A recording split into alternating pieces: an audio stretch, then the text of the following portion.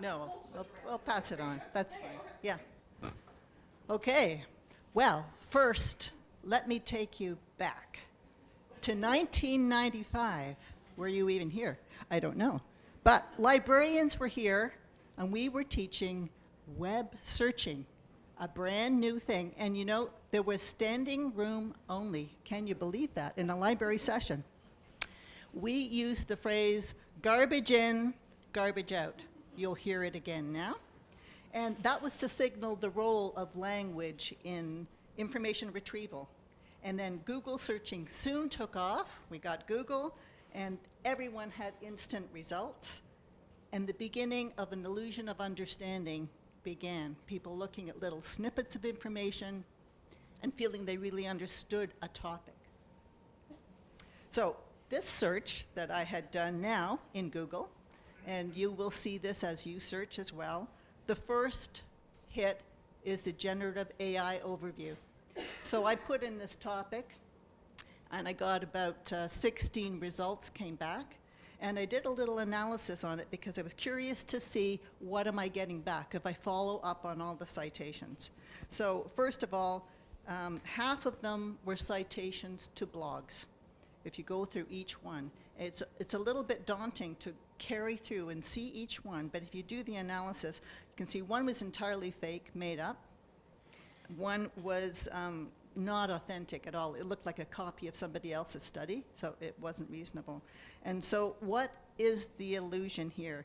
You know, while summarization and references offer certainty and trustworthiness, the information can be wrong and even non-existent. Next. Oh, you got that, okay.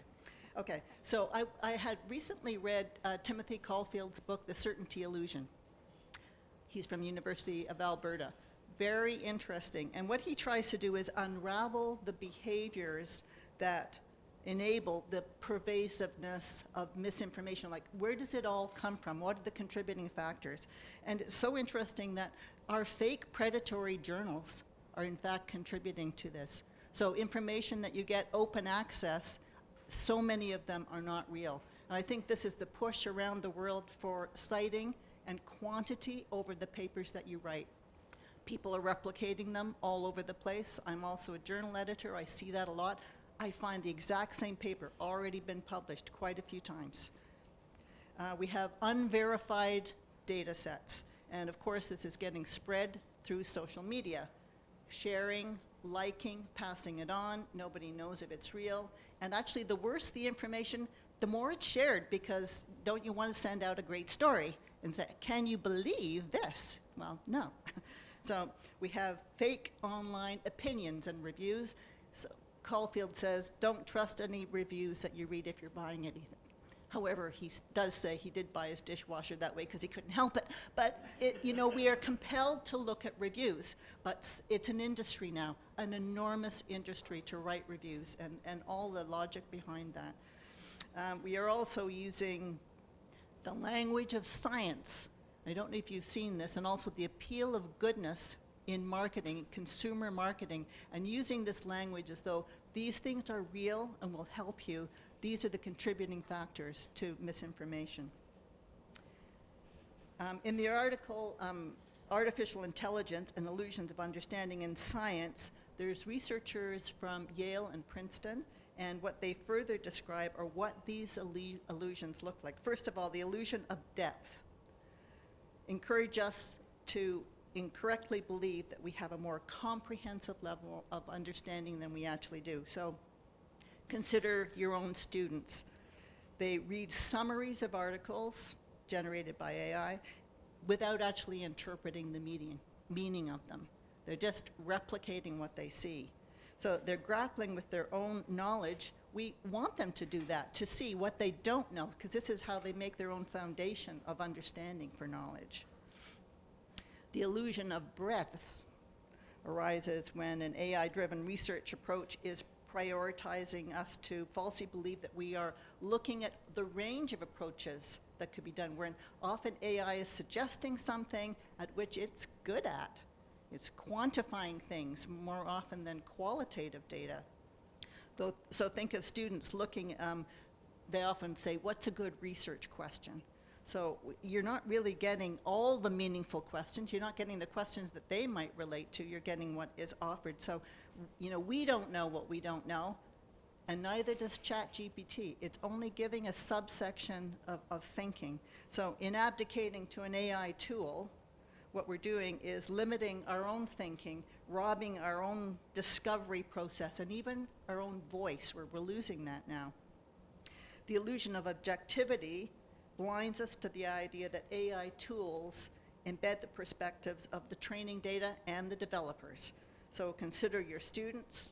They believe that the information returned may be bias-free and, unfortunately, drawn from a large neutral library database. It's almost like this generation of information is coming from a library place. It's like it's screamed. It has sort of relevance and authenticity that it doesn't have at all. So overall, how will this impact our students?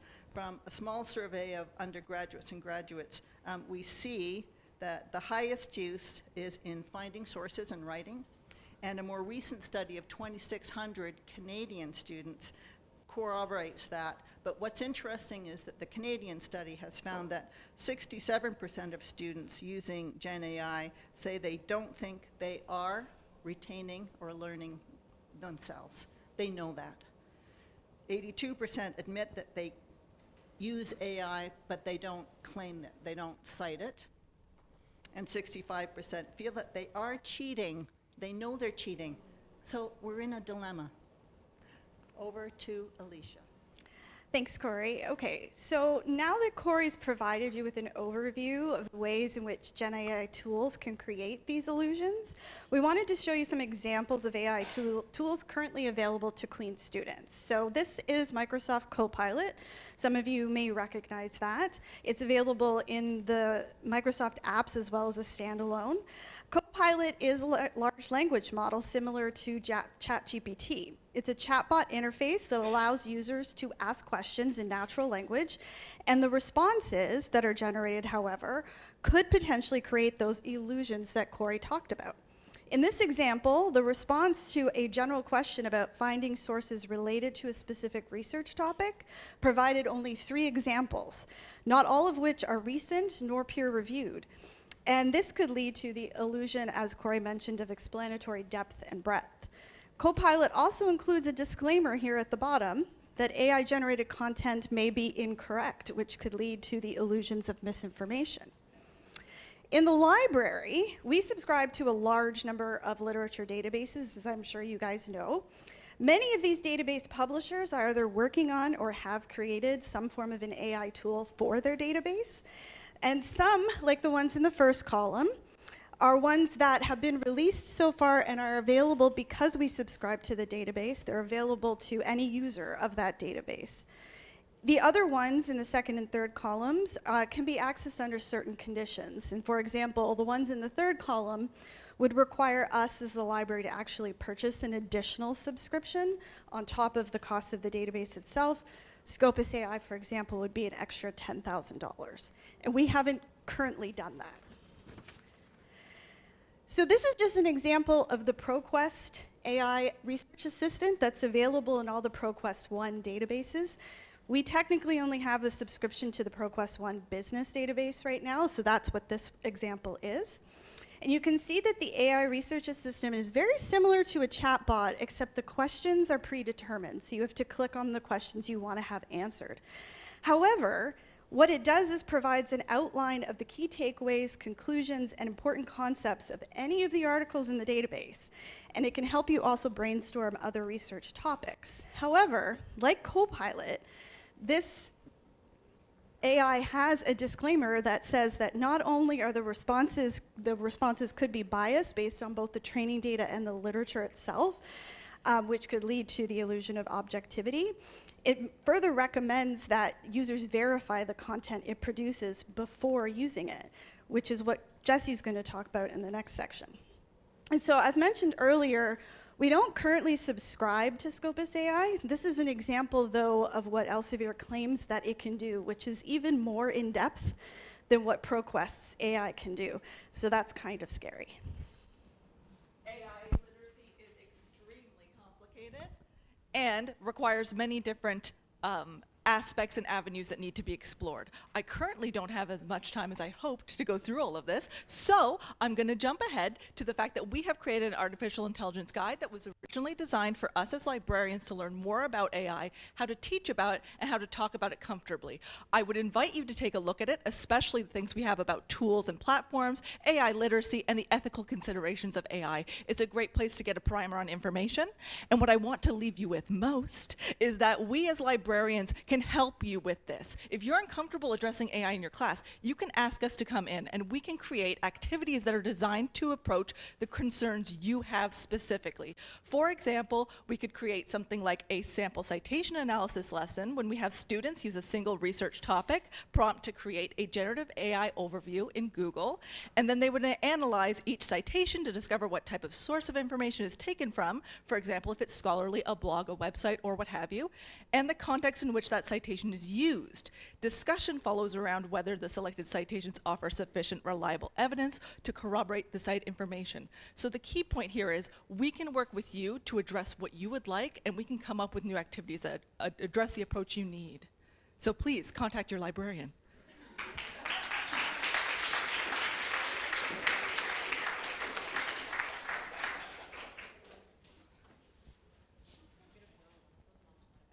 Oh yeah.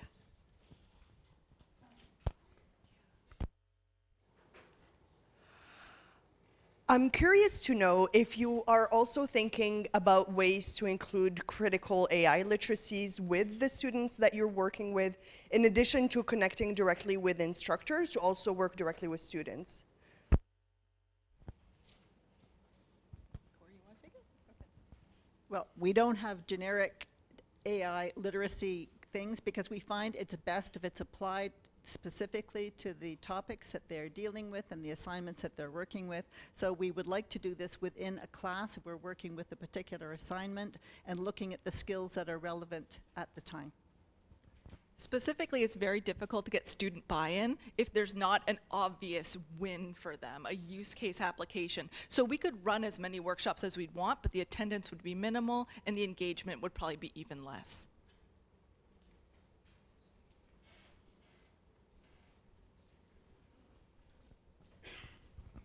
I just want to know how I can book you for my class. Just email you? You can just email your subject librarian, and if you don't know your subject librarian, you can go to the library website, library.yorku.org. Oh gosh, that's embarrassing. Library, Queen's Library, right? And you can go to About Us, Staff Directory, and you can search by subject. I just had a practical question of the JSTOR and all of the other kind of things that we subscribe to at Queen's for research papers.